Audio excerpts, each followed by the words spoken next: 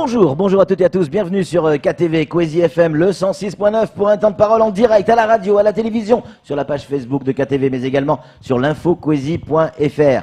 SAR, schéma d'aménagement régional. On a avec nous pour en parler le spécialiste, Noman Ousseni. Noman, bonjour. Bonjour. Ça fait plaisir de vous recevoir sur ce plateau, c'est rare, on vous voit rarement sur ce plateau. Ah ben moi, quand on m'invite, je viens. Hein. C'est pas faux. Voilà. Donc on devrait vous inviter plus souvent. Vous avez bien raison. Allez, hier à Trévani, il y a eu un séminaire important sur le SAR. On le disait à l'instant en introduction, le schéma d'aménagement régional. Déjà, avant de commencer, c'est quoi exactement le SAR? Ça veut dire quoi et à quoi ça sert? Alors, c'est quoi le SAR? Ouais. Déjà, pour expliquer le SAR, il faut expliquer pourquoi le SAR. Oui. En fait, c'est spécifique au département d'Outre-mer. Justement par ses, je vais dire des îles, hein, Oui. son insularité, Bien sûr. l'État a voulu en tout cas protéger les espaces naturels tout en permettant le développement. C'est-à-dire d'éviter à ce qu'on défriche partout, à ce qu'on saccage l'environnement. Ce qu'il a mis en place, l'État a mis en place dans les Outre-mer le schéma d'aménagement régional. C'est-à-dire de destiner, de préciser déjà les règles qui sont en place, les outils d'aménagement, les préciser dans le schéma, mais en même temps avoir des objectifs, une stratégie de développement et d'aménagement. Oui. Alors on voit sur le schéma derrière, schéma directeur de l'aménagement agricole et rural de Mayotte. Est-ce que ça en fait partie?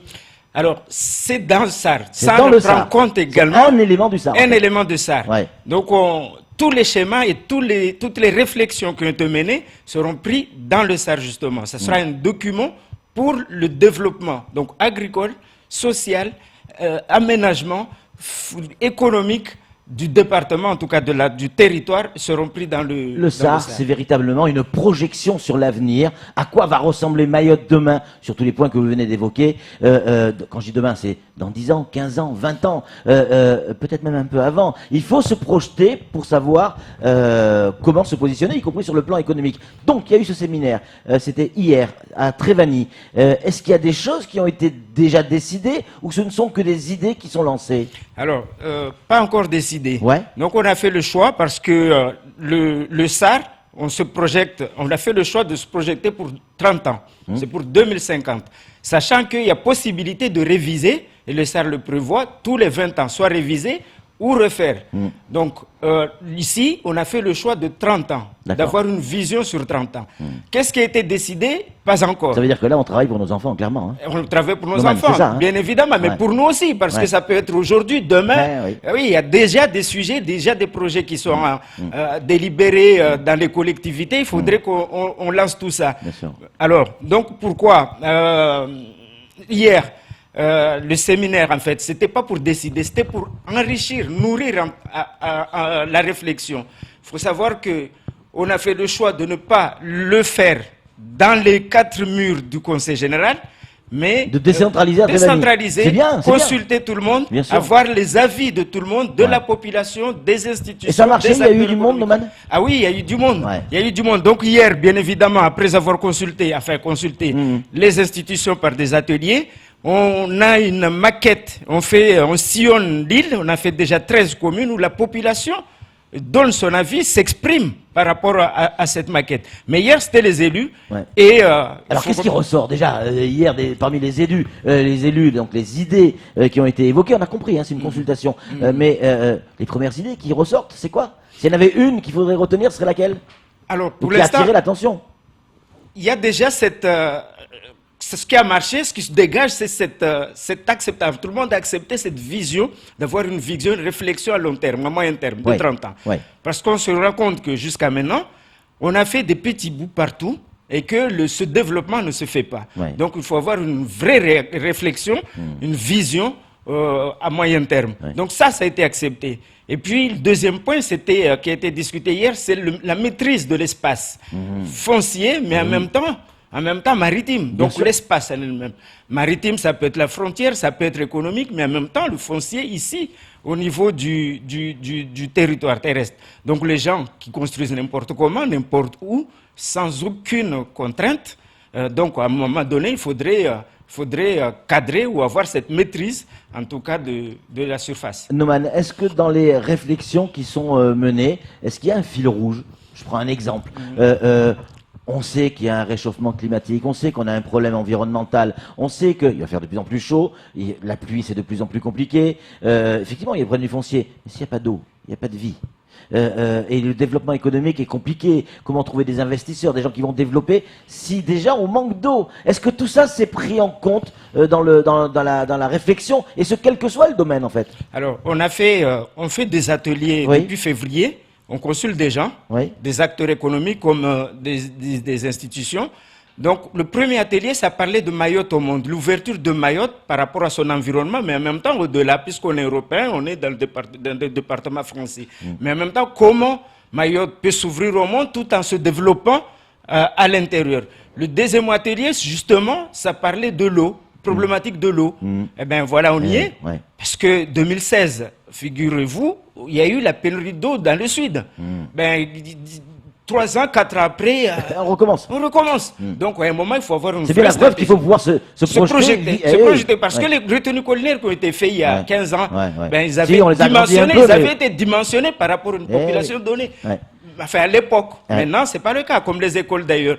Donc, après, il y a eu au sud un atelier. Donc, là, on parlait de Mayotte de demain. Donc, le dernier atelier, parce qu'il doit y avoir 4, ça sera au nord et on va parler de déplacement. Dans le déplacement, c'est encore un sujet majeur à Mayotte. Voilà. Bien sûr. Donc, rien n'a été arrêté. On laisse les gens, en tout cas, sur ces ateliers, le déplacement, le Parana qu'on fait, on sillonne toute l'île, mais en même temps, on vient de créer un site spécial dédié à ça, auquel n'importe qui peut donner son avis. Peut donner son avis. Peut donner l'adresse de ce site. Vous l'avez là où on Alors, c'est le site du Conseil général, www.976.fr. D'accord. Donc, et là, il y a une rubrique SAR. D'accord. On donne son avis.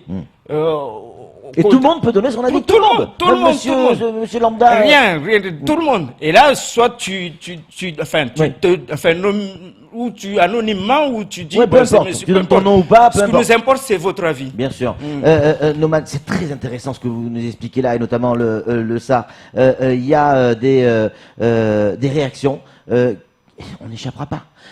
Se projeter dans 10 ans, 15 ans, 20 ans, 30 ans, vous venez de le dire, c'est aussi se projeter avec le nombre de personnes qui vivront sur cette île. Et quand on parle, pardon Noman, mais du nombre de personnes qui vivent sur cette île, qu'est-ce qui arrive de suite après? L'immigration. Est-ce que dans le SAR, on arrive à se projeter sur la manière dont on va contenir l'immigration, ou comment on va travailler avec elle? Parce que peut-être qu'il va falloir aussi imaginer travailler avec elle. Est-ce que ça, c'est des éléments dont vous tenez compte dans la réflexion? Oui, tout à fait. C'est important. Bien évidemment, parce qu'on ne peut pas... Ce que je viens de dire tout à l'heure, là, on a dimensionné des ouvrages à une population et en même temps, on a oublié qu'il y a une immigration qui arrive. Et bien là, ce n'est pas le cas.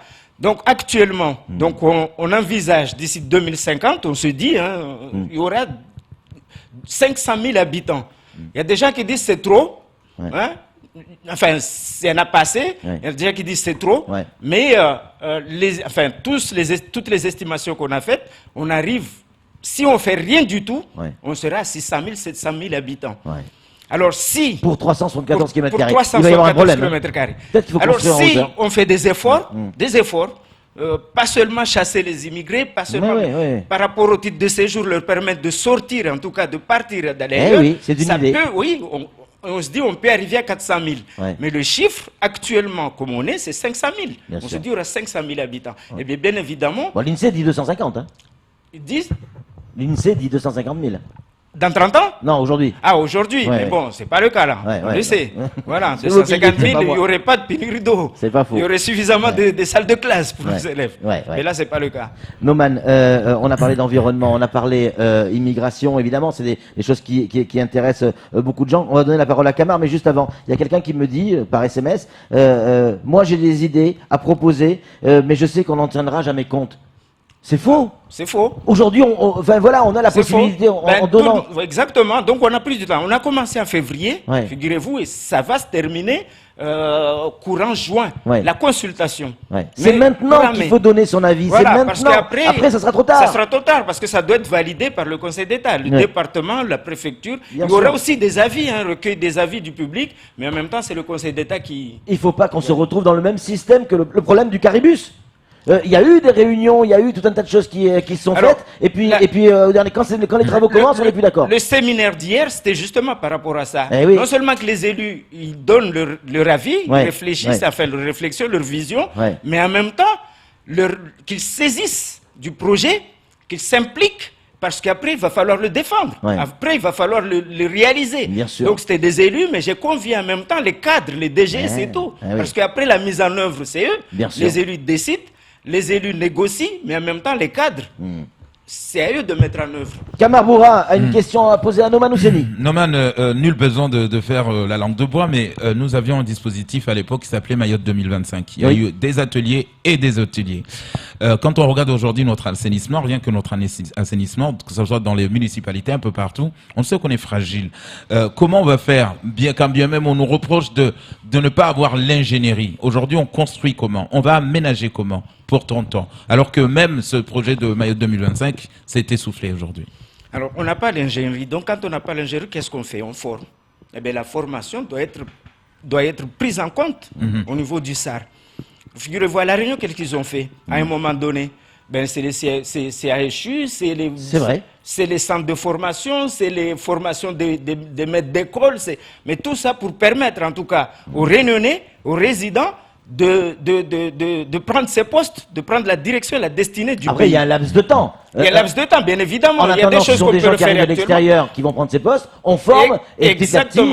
Exactement. Figurez-vous le temps, Bamana et tout, il fallait avoir des cadres, des infirmières d'État. Eh bien, on a mis en place une école d'infirmiers d'État à Mayotte. Il fallait avoir beaucoup d'instituteurs. Ben, on a mis en place l'école normale et l'école des instituteurs avec les moyens, parce que même au lycée, les élèves étaient payés pour devenir instituteurs. C'est vrai, c'est vrai. Ben voilà, c'est toute cette politique-là qu'on doit mettre en place. Quelque part, est-ce que finalement, quand on regarde aujourd'hui une structure comme le SMIAM à l'époque, tout le monde était d'accord pour dire on avait de l'ingénierie là-dedans, on avait des cadres à l'intérieur. Aujourd'hui, on ne sait plus où est-ce qu'ils sont. On les a injectés un peu partout. Mais est-ce qu'on n'avait pas déjà quelque chose de prêt pour commencer à réfléchir sur un dispositif, notamment le SAR? C'est pas qu'on n'avait pas, on a de la matière. Ça, c'est clair. On l'a, parce qu'il y a même des bureaux d'études qui en sont partout et qui sont demandeurs, qui demandent du travail, qui sont capables de le faire. Mais est-ce qu'on aura assez pour se projeter? Voilà, d'où la question. Donc non, parce que quand on dit d'ici 2050, il y aura 150 000 demandeurs d'emploi, eh bien oui, il faut former les gens, il faut les former. Quand on dit d'ici 2050, il y aura 21 lycées, on aura besoin de 21 lycées de plus de 600 élèves, eh bien oui, il faut les construire. Donc pour les construire, il faut former les gens. Les équipements sportifs, mais les infrastructures, les routes, tout ça, les transports, mais il faut former des gens. Mais en même temps, qui sait qui doit les faire? L'ingénierie, mais au niveau de nos administrations. Dernier thème qu'on va aborder ensemble, Noman Ousseni, et vous l'avez survolé, mais je voudrais y revenir un peu en profondeur parce que Dieu sait que c'est important. Le foncier. C'est bien beau de se projeter, de former des gens qui vont construire, des gens qui, etc. Mais où on construit? On n'a plus de terrain, Noman. Comment on fait? On va construire que des écoles parce qu'il va falloir construire des écoles, que des hôpitaux. Et après? Alors comment on fait? Ça, on va avoir un problème. Oui, tout à fait. Non, mais justement, il faut se projeter. On a il y a du foncier. Enfin, il y a. Comme on est dans une île, comme je l'ai dit tout à l'heure, il y a quand même, c'est limité, mais quand même, il faudrait réfléchir de comment on fait. Est-ce que c'est, il faut penser à la hauteur, construire à la hauteur, au niveau des étages. Mais on va pas nous mettre des HLM quand même. Peut-être pas ou construire à la mer, mais en tout cas, c'est le SAR. Moi, je peux pas le dire ici, mais en tout cas, c'est le SAR, c'est vous, c'est Kamar. Non, pas Kamar, parce que là, on est à la mer. Je sais pas, on va prendre en compte son avis, il n'y a pas de souci. Non, bien sûr. Donc, on va réfléchir. Moi, je peux pas dire ici, voilà comment on va construire. Donc je souhaiterais qu'on laisse en tout cas la parole, la réflexion, les avis de la population, des acteurs. Alors on peut le faire sur le site internet du conseil départemental, on rappelle l'adresse. Alors www.976.fr, c'est le site du conseil général et là il y a une rubrique SAR. Chose intéressante. Mais on peut aussi aller dans les séminaires. Est-ce que le grand public, ici encore une question, pardon, on en a beaucoup de questions, est-ce que le grand public, c'est-à-dire moi, Kamar, n'importe qui, on n'est rien, mais on veut participer et donner notre avis, est-ce qu'on a le droit d'aller dans ces séminaires? On a le droit d'aller à un séminaire, mais c'est ouvert au contraire, il faut venir. Et pas On seulement, a pas besoin d'être élu pour y aller, quoi. Mais comme je le disais, il y a au Parana aussi tous les week-ends, on est dans les communes pour voir la vie justement de la population lambda. Faut savoir aussi qu'il y a 2 semaines, on était à La Réunion, la communauté mahoraise qui est à La Réunion, il y avait 150 personnes qui sont exprimées. Vrai. Le 11 janvier, on va à Métropole. La diaspora mahoraise est à Métropole également. On sera à Paris. Ouais. Il faut qu'on ait leur avis. C'est pas un document du conseil départemental. C'est ce qui a fait que rien n'a marché jusqu'à maintenant parce qu'on fait des schémas. Mais il y en a eu beaucoup de schémas. Mais comme les gens ne s'étaient pas impliqués, la population avec qui on va faire ces projets, mais aussi les acteurs qui doivent mettre en œuvre, ils n'étaient pas impliqués. Eh bien, tout ça, c'est resté dans le placard. Donc, c'est pas le choix qu'on l'a fait. C'est destiné à la population. Il y a des acteurs, des cadres à mettre en place et des élus pour décider, négocier. Tout le monde doit être le propre de la continuité. Comment on va faire là, il va se décider des choses. C'est pour quand les décisions 2020, j'imagine 2020, 2021. Ok, donc, très bien, 2020, 2021. Donc là, il y a des choses qui vont se décider. C'est-à-dire, j'imagine, hein, en 2020, 2021, c'est-à-dire qu'on va se projeter, on va avoir une vision de Mayotte. Et c'est une bonne chose, Noman. On va avoir des bonnes choses, une vision de Mayotte sur 10 ans, 15 ans, 20 ans, 30 ans. Mais les élus, là, ça change tous les 4 ans. Ça change tous les 3 ans dans certains cas, ça change tous les 5 ans dans d'autres cas. Est-ce qu'on pourrait avoir, comme c'est le cas dans d'autres départements, et notamment à La Réunion, une continuité, que ce soit sur les municipales, que ce soit sur les départementales, le fameux « il a mangé, il doit dégager », si on fait des projets, si on se projette sur 30 ans, c'est plus possible. Et on va avoir besoin de continuité dans la politique. Alors, c'est aussi dans le SAR, ça? Non, mais justement, mais là, actuellement, il y a les élections bientôt, là, 2020, 2021, on est en plein SAR. Eh bien non, on a choisi de impliquer ces élus qui sont là en place actuellement, mais en même temps, la population, parce que demain, elles pourront être aussi les élus. La jeunesse également est prise en compte. Qui a des choses à dire. Qui a des choses à dire. Dans les écoles, on va les voir, c'est prévu. Il y a une ils auront 30 ans. Il y a une assemblée des jeunes qui a été mise en place. Ils seront consultés. Donc là, on peut pas dire. Et la population qui sera consultée sera garant aussi et vigilant. Les élus qui vont venir, mais attention, on avait dit ça. Et on l'a écrit. Et on a écrit. Donc, il faut et il y avait Coésie pour filmer. Eh bien, voilà.